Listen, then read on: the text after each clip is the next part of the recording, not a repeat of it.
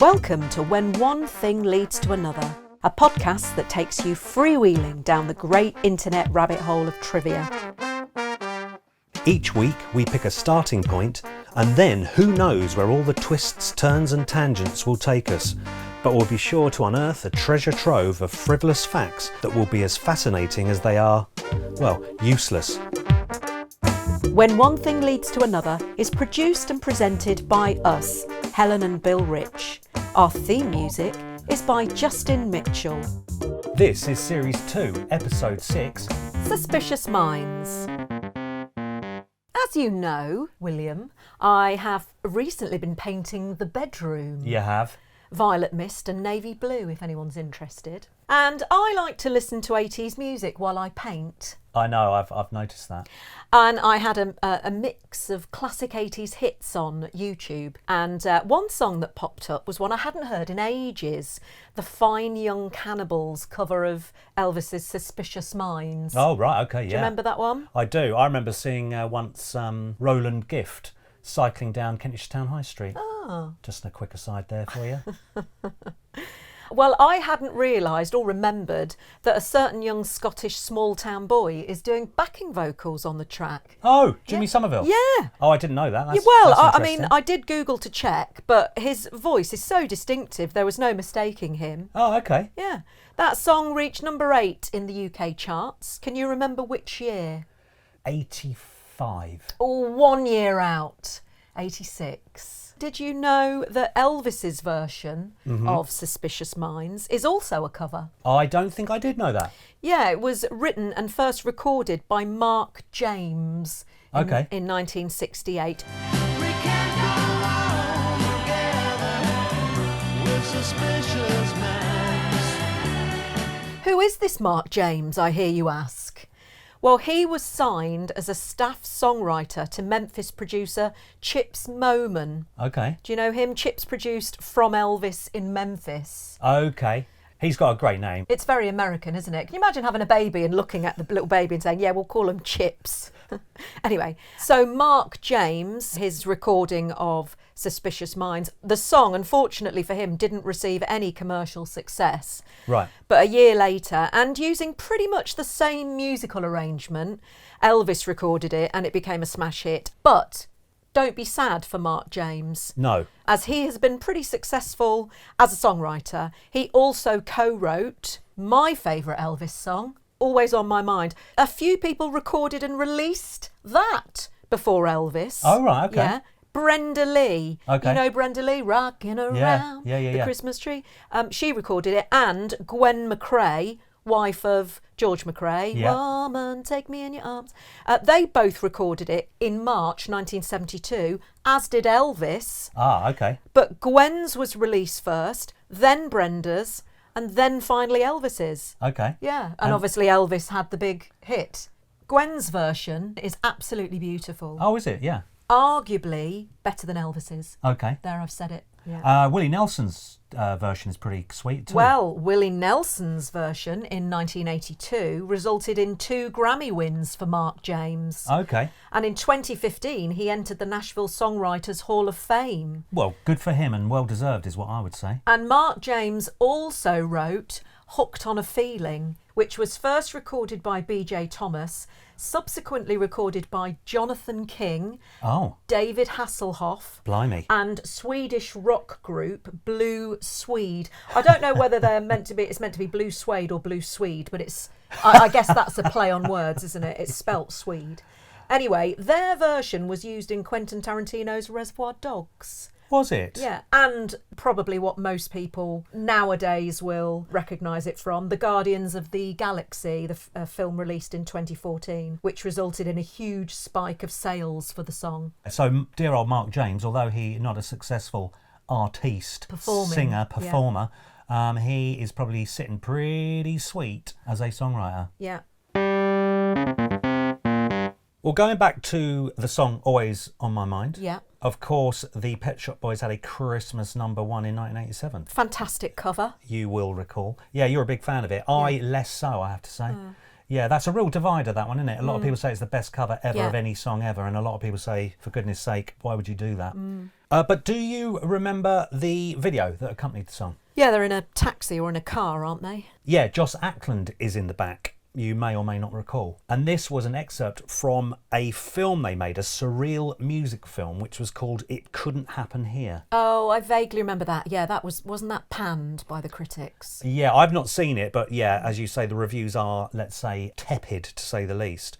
And Joss Ackland said he only did it because his grandchildren were fans of Pet Shop Boys. Otherwise, he wouldn't have done it. Yeah. Now, that led me on to Joss Ackland. Of Yeah. course, he's a famous retired actor. I thought, oh, is he still alive, old Joss Ackland? Well, at the time of this recording, he still is. Oh, and great. he has reached the grand old age of 94. Wow. Which is some innings, isn't it? Good for him. And there is a funny little paragraph on Wikipedia about his early life. Oh, do tell. So, Ackland was born in North Kensington, London on the 29th of February Oh, 1928. He's a leap year baby. He's a So leap he's not year. actually 94. I can't do the maths, but he's a lot younger. Yeah, divide it by 4. Let's not go there. He was the son of Major Sidney Norman Ackland, an Irish journalist who had been sent to England to live with an aunt by his parents because he'd seduced their maid. Oh, naughty. Naughty, naughty. However, subsequently, he then seduced his aunt's maid, apparently, someone called Ruth Izod, who he then married. Wow, he had a thing for maids. Yeah, maids was his thing, old Major Sidney Norman Ackland, Right. the father of Joss. Anyway, reading more about Joss Ackland, he was nominated for the BAFTA Award for Best Actor in a Supporting Role in the film White Mischief. Right. In 1987. And this is a film which boasts a pretty star-studded cast, including Greta Scacchi, Oh, yeah. Charles Dance, and Murray Head. Oh, Murray Head. Yeah. Murray Head. Now, to people of our age, Murray Head we will remember best as being the singer of the 1984 hit One Night in Bangkok. One night in Bangkok. And that was taken from the concept album and subsequent musical Chess. Yes. It was written by Tim Rice and Benny and Bjorn of ABBA. Do you know if Benny and Bjorn from ABBA were called Steve and Dave, the band would have been called Asda? Oh, what a shame! What a missed opportunity. Yeah. And then I wonder if, therefore, the supermarket would have to they wouldn't be able to be called Asda, would it? No. It would have to be called ABBA, perhaps. Cool. Parallel I universe. I like to think in the multiverse somewhere Yeah. there is a band called Asda and a supermarket called ABBA. Now, One Night in Bangkok only reached number 12 in the UK, but got to number 1 almost everywhere else. And it got to number 3 in the US, which Right. is no mean feat. Yeah. But the song was banned in Thailand. Okay. As although the chorus extols Bangkok's exciting atmosphere, the verses, which Murray Head famously raps in his character of American chess grandmaster Freddie Trumper, Yeah, great name. ridicules the city, describing its attractions as less interesting than a game of chess. Oh, yeah, okay, yeah. So the but he's old- in character. He's in character, but the Thai authorities Yeah. didn't much care for that, so they Yeah, banned it. Yeah. Fair enough. But going back to Murray Head himself, now I didn't know this. He is the older brother of Anthony Head. Does that mean anything? Oh, he's not. Yeah. Oh, I didn't know they were brothers. Tony Head, yeah, he's the, he's an actor. He was in the Gold Blend adverts and... That's right, that's the same guy. And he was in Buffy the Vampire Slayer. Yes. And Little Britain, and he played the did- PM, didn't he? Oh, he was the PM in Little Yeah. Britain as well, was he? Yes. Yeah, okay. Yeah, well, anyway, that's his... Oh, they're brothers. yeah, Murray Head is his brother. Who knew that? Well, seeing as we were talking about Tony Head, I did a little dive into the Gold Blend adverts, so I'd like to talk about those briefly, if I may. You may indeed, yeah. Do you remember the adverts? I do, of course. Hello. I'm sorry to bother you, but I'm having a dinner party and I've run out of coffee. Come in. They were quite the phenomenon, weren't they? They were so revolutionary. It was a series of adverts that people actually looked forward to seeing. The original campaign ran for 12 45-second instalments between 1987 and 1993. Okay. And as well as Anthony Head, it starred Sharon Moore as Tony and Sharon, a couple who begin a slow-burning romance over a cup of the advertised coffee. And the ads were in serial format, with each ending with a cliffhanger.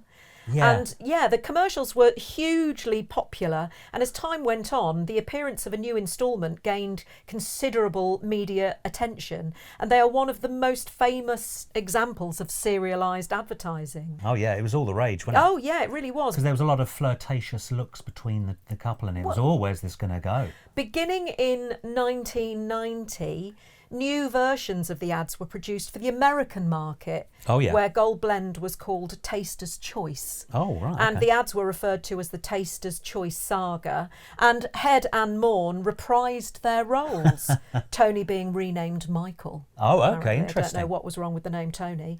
But they used American accents in the reshot ads. Thank you for a lovely dinner. Aren't you going to ask me in? For coffee? Well, I do have Taster's Choice. So I then went looking for more info on the adverts and came across an article in the Daily Mail. Oh, you had to find yourself reading that rag. Yeah, sometimes you just got to do what you got to do. But the article was called "Where Were You When the Gold Blend Couple Declared Their Love?" I don't know why I let you do that. Because You serve better coffee. Besides, I love you. And there was typically what you'd expect in the comments section.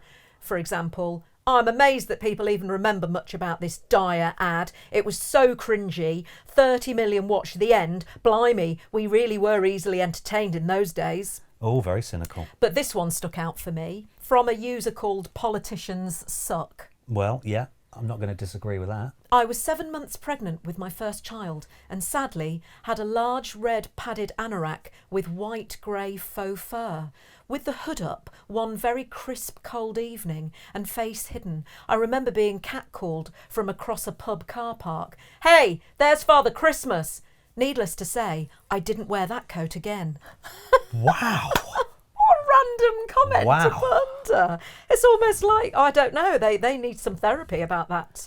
Well, that's still haunting them to this day. Pub car park. Yeah, look, 30 years later. Yeah. And so, as we have already said, Tony Head appeared in Buffy the Vampire Slayer. He did. I never watched it. Did you watch that at all? No, I never watched it. No. Yeah, it sort of passed me by, really. However, we certainly know that Sarah Michelle Gellar played the lead role. Yeah. And so I thought I'd do a little bit of research on Sarah Michelle Gellar. And there's a few interesting things about her.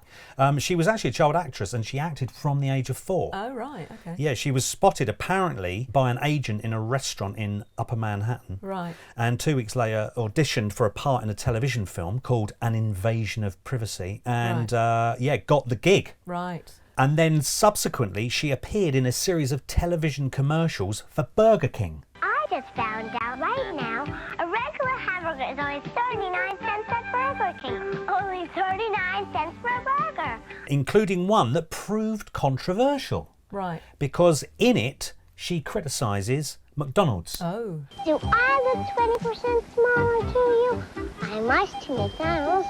When I order a regular burger at McDonald's, they make it with 20% less meat than Burger King. And so the ad led to a lawsuit by McDonald's naming Gellar and banning her from eating at the food chain. Wow. How about that? And she recalled in a 2004 interview, quote, "I wasn't allowed to eat there. It was tough because when you're a little kid, McDonald's is where all your friends have their birthday parties. So I missed out on a load of apple pies." That is ridiculous. Why on earth would you include the child actress? Yeah, Wow. I know. We'll probably get sued now. In 2011, the majority of Burger King restaurants, I know we're darting around here, but I thought this was interesting, approximately 90% were privately held franchises. Oh, right, they're franchises. Yeah. Oh, I didn't know that. Yeah, so when Burger King moved to expand its operations into Australia in 1971, Yeah. it found that its business name was already trademarked by a takeaway food shop in Adelaide. Oh, brilliant. A little takeaway shop called Yeah. Burger King. Yeah, so as a result, Burger King couldn't be called Burger King in Australia. Right. They provided the Australian franchisee, Jack Cowan, Yeah. with a list of possible alternative names,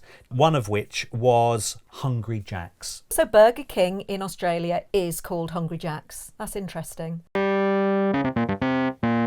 You know how much I like a review on a website? Well, yeah, I do. I've been having a look at reviews of Hungry Jack's on an Australian website called productreview.com.au. Excellent. And I've just picked out a few that made me laugh. Go on then. Okay, so this review is from Maddie, and her title is Give Me More Pickles. Hungry Jack's never give me extra pickles. I've asked 3 times in a row and only got 1 every time. That is a disgrace. How hard is it to add extra pickles? Like, why are you so stupid? Give me my freaking pickles. Macca's gives me extra pickles every time. Get on their level. Crap.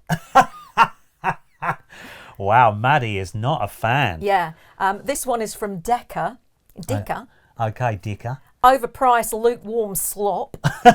$76 total for 3 medium-sized meals and a couple of sides delivered.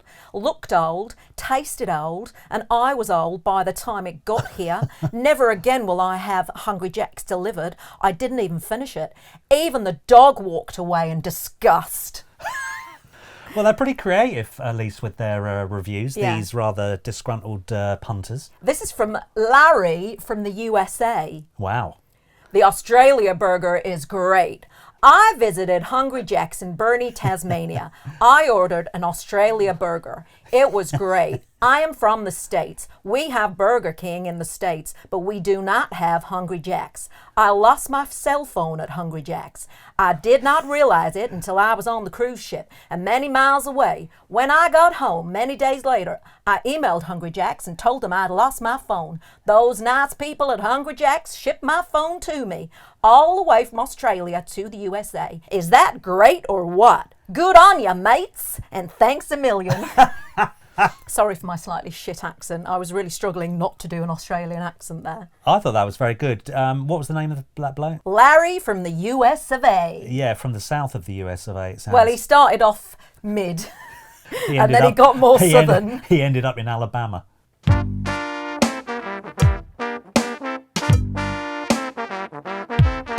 Thank you for listening to When One Thing Leads to Another, a podcast produced and presented by us, Helen and Bill Rich. If you've enjoyed this episode, then please rate and review us on wherever you get your podcasts. And don't forget to subscribe, and that way you'll never miss an episode. We'd also love to hear from you, especially if we've got any of our information wrong, or you have some more fascinating facts about something we've talked about, or you could even suggest a subject for our starting point. Our email address is whenonethingleads@gmail.com. A massive thank you to Justin Mitchell for letting us use his music as our theme song. It's a track called Homo Erectus, taken from his fantastical album called The Garden of Earthly Delights, which is available to buy from bandcamp.com. Thanks also to Acast for hosting us. Join us next week for another episode of When One Thing Leads to Another. Please note that all facts have been found on the internet and therefore we cannot vouch for their veracity.